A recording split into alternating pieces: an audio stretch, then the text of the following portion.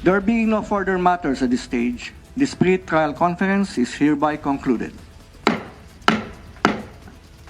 Formal nang natapos o terminated na kagabi June 25 ang pre-trial conference matapos makumpleto ang pagmamarka ng mga ebidensyang may kaugnayan sa articles of impeachment laban kay Vice President Sara Duterte.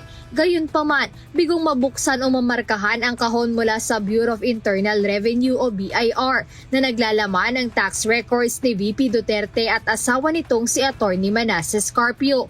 Paliwanag ni Lead Public Prosecutor at Batangas 2nd District Representative Jervy Luistro na isa na ng prosecution na mabuksan ito upang malaman kung anong eksaktong impormasyon ang laman ng nasabing kahon. This is very relevant because we will be able to know, to present before the impeachment court, the lawful personal income of the respondent and the spouse, no? And by knowing their lawful income, baka ma-justify nila yung mga acquisitions which will be seen also in the other documents of the prosecution, no? Ngunit mariin umanong tumutol ang defense sa pagbubukas at maging sa pagmamarka ng selyadong kahon sa katwirang ito ay paglabag sa due process.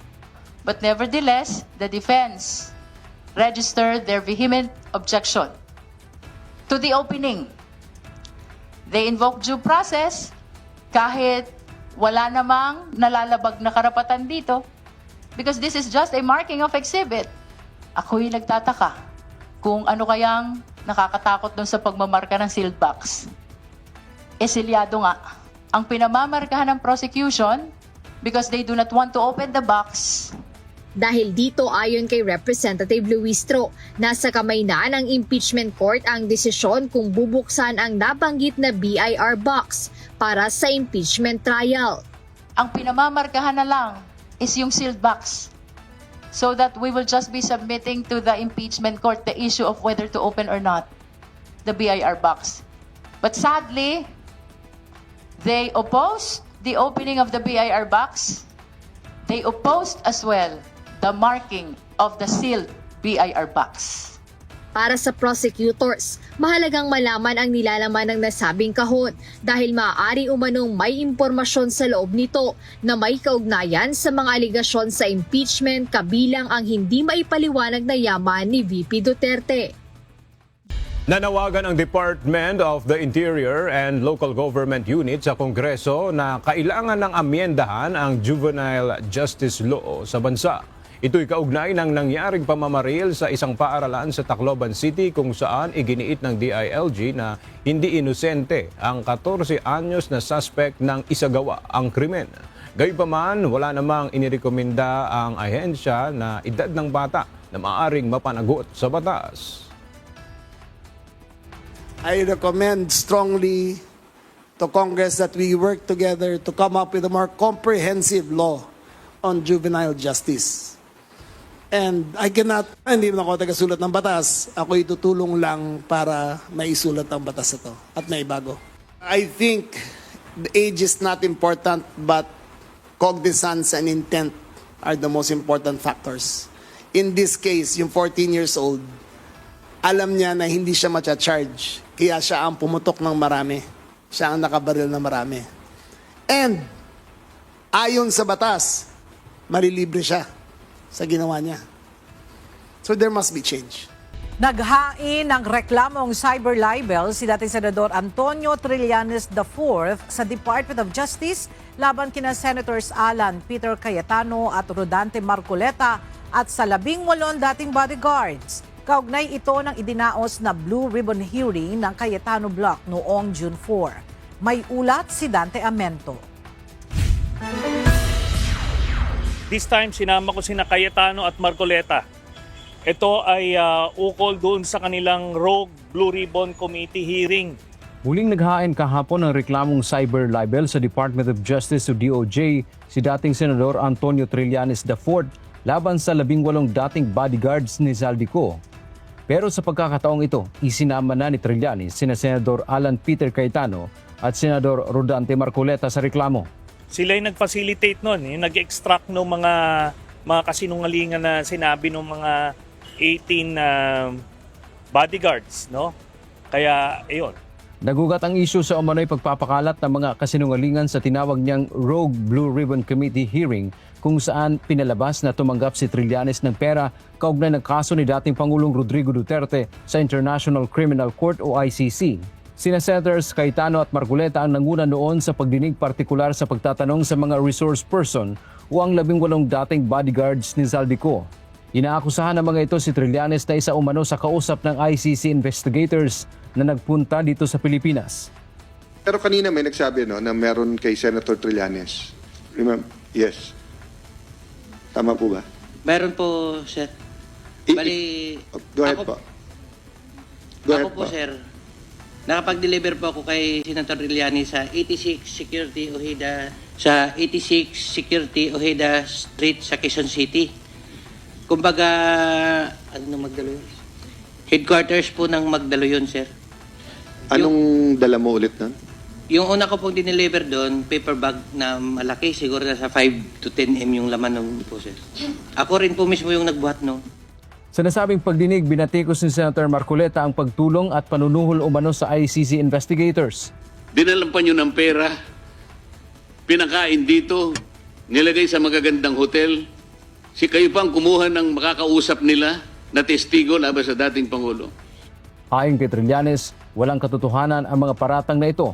Binigyang din ito na walang parliamentary immunity sina Cayetano at Marcoleta nang gawin ang nasabing hearing dahil wala silang otoridad at napalitan na sila sa nasabing komite bago pa man ang pagdinig.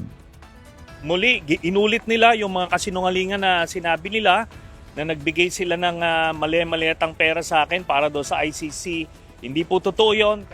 Dagdag pa niya, bawat okasyon na uulitin ng mga mambabatas at ng mga bodyguards ang mga maling akusasyon ay ituturing niyang hiwalay na count ng cyber libel.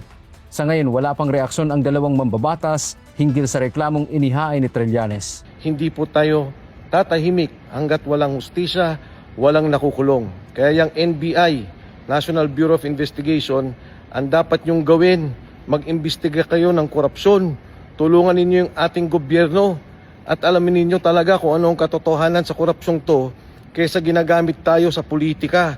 Huwag po kayong maniniwala kay Attorney Melvin Matibag dahil po yan ay bobo. Tanga po yan, hindi niya alam ang kanyang ginagawa. Magandang hapon po sa inyong lahat. Nandito po ako sa may Cliff Point. Ito yung sinasabi ni Tangang Matibag na itong may pinakita pa silang mga engineering plan. Yan po ang Cliff Point. Yan yung aking opisina. Ayan, nakikita nyo may mga establishment. Nandyan yung Korean restaurant, yung 7-Eleven. Andito po yung may studio dyan, may office sa taas. At ito yung sinasabi nila na sa Chicago, yan po yung buong complex nitong Cliff Point na kanilang tinuturo. Alam nyo, itong NBI, hindi ko naman huli lalata, and may simpatya at may respeto ako sa mga kawani ng ating NBI, talagang ginagamit pampolitika. Etong sinasabi nila na meron daw akong kinalaman dito sa human trafficking, ang basic na sinasabi nila dahil kami ang may-ari nitong establishment na ito ay involved na daw po kami sa ganoong human trafficking. Una sa lahat, kailangan po natin linawin yan, yung human trafficking, napakasama pong kaso niyan. At syempre, ang gusto nila non-bailable. Alam nyo, sa Soler, meron po dyan KTV Club. Dyan po sa Shangri-La lang. Dito sa may Shangri-La EDSA. Maging dito sa City of Dreams, sa Resorts World. Dahil po yan may mga KTV. Ang sinasabi nila, meron daw pong human trafficking na para bang pinilit, ginipit yung mga tao o di kayo tinatakot. Yan po'y walang mga katotohanan. At itong establishmentong ito, katulad ng pinakita ko sa inyo, ito pong lugar na to, marami po ditong mga investor na magkakasama kami. At kung si Matibag lang nang imbestiga ng tama, malalaman niya na may mga kasama kami dito na ngayon ay cabinet secretary. At meron din pong isang investor dito na senador. Parating nga nandito at maraming mag-witness na dito siya nagpupunta. Pangalawa, ang NBI dapat ginagamit sa tama. Yan pong mga korupsyon, yan ang dapat imbestigahan. Paano magkakaroon ng investigasyon na tama na hinihingi ng taong bayan kung ang asawa mismo ni Attorney Melvin Matibag, na akala mo kung sino, Bureau Director lamang, akala mo kung sino na siya magsalita, maging sa mga senador, ito pong mga kalaban nila sa politika, hindi niya maimbestigahan dahil mismong sila involved sa bilyong-bilyong korupsyon sa flood control dyan sa San Pedro, Laguna. Kaya yung kasong sinasabi nila, handa akong harapin yan at alam kong gawa-gawa nila yan, gagawin nilang lahat para makulong po kami, ang lahat na nagsasalita tungkol sa flood control scandal at tungkol sa korupsyon. Yung mga sinasabi ng struktura, paano mangyayari yung struktura? Ito'y lahat inapprove ng Pasig City. Inapprove po ito ng building official ng Pasig sa ilalim ng ating Mayor, buting Mayor Vico Soto. Kaya ito pong sinasabi lang mga kalokohan na kung ano nung iniba daw ang building permit plan o ang building plan, wala pong katotohanan. Sa ating pong mga kababayan, yung pong ginagawa nilang pagpapatahimik, may kaso rin kami ni Marcoleta tungkol dyan sa plunder, katulad din po yan, gawa-gawa din po yan at walang katotohanan, lalabanan po namin yan.